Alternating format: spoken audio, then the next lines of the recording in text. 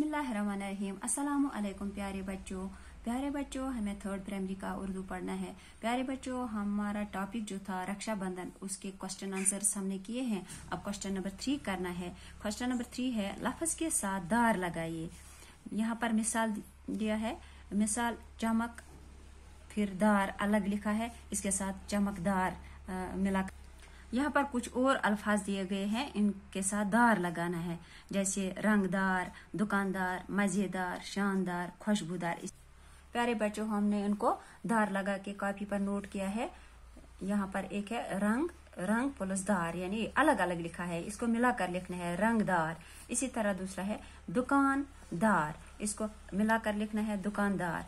फिर तीसरा है मजेदार, इसको मिलाकर लिखना है मजेदार। शानदार, खुशबूदार।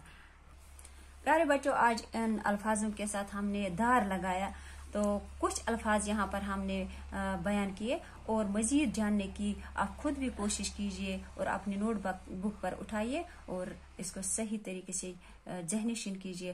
तब तक के लिए दीजिए इजाज़त। इंशाल्लाह नई वीडियो में और कुछ सीखेंगे। तब तक के लिए दीजिए इजाज़त। अल्लाह हाफिज़।